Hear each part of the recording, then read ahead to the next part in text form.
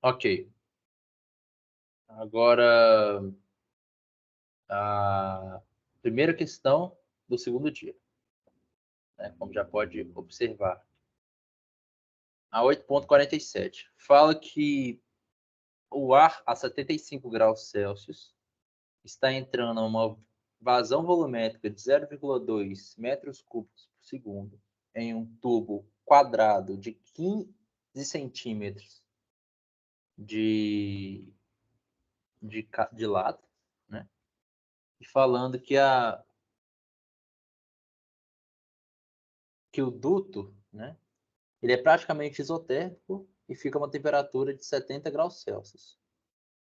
Então está perguntando qual que é a temperatura do ar na saída e a taxa de perda de calor a partir do duto para o espaço de ar no sótão.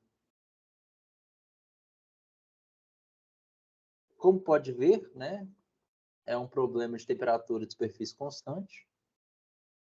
Então a primeira coisa que é feita nesses casos é avaliar as propriedades, né?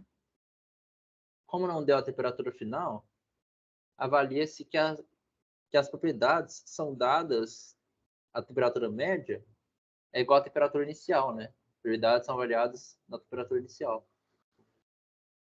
E essas são as propriedades para 70 e 80. E para 75, né?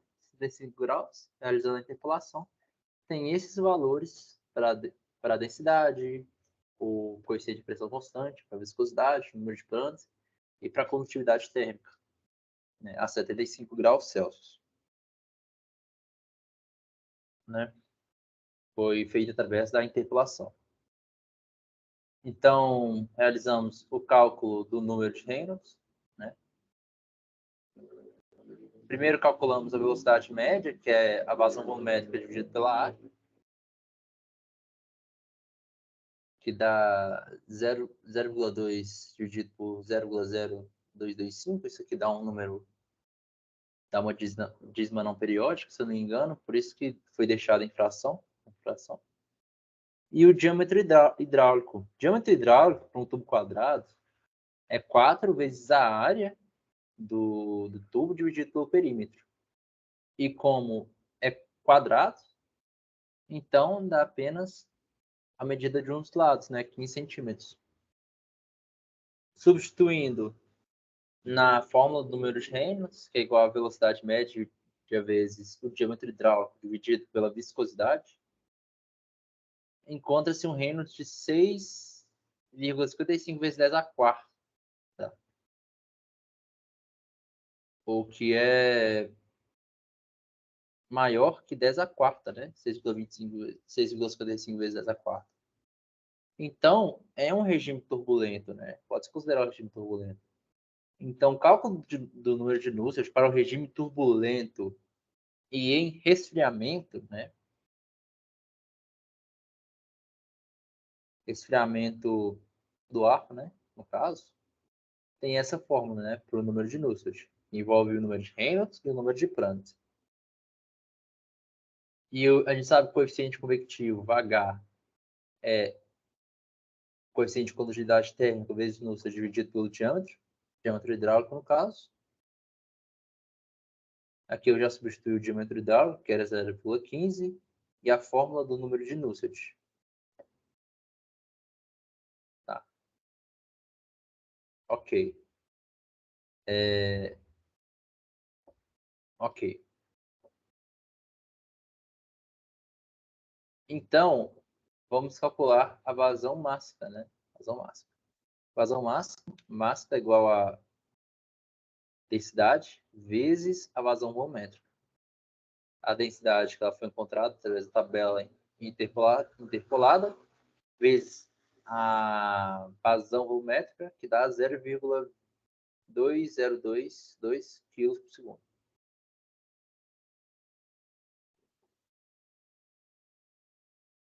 E como a temperatura de saída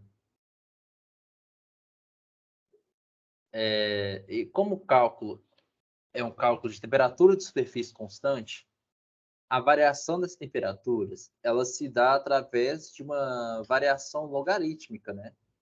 Então, utiliza-se essa fórmula para a variação logarítmica da temperatura na entrada e na saída.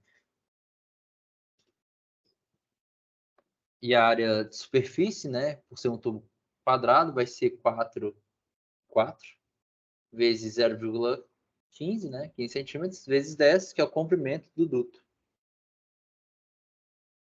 E o H é aquela fórmula que foi dada em termos do número de Nusselt para resfriamento e o coeficiente convectivo e o comprimento, né, como está escrito aqui, né, os valores que foram utilizados. Então, substituindo esses valores nessa equação de variação logarítmica para entrada e para saída, se tem a temperatura de saída de 72,14 graus Celsius.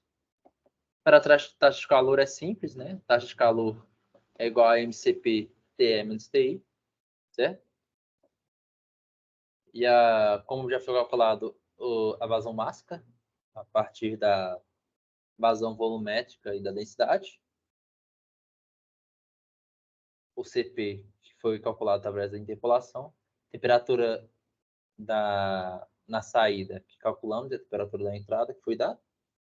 Então, encontra-se uma taxa de 582,9 watts de perda, né, no caso. Porque o ar está perdendo calor, então a taxa é em sentido para fora do tubo.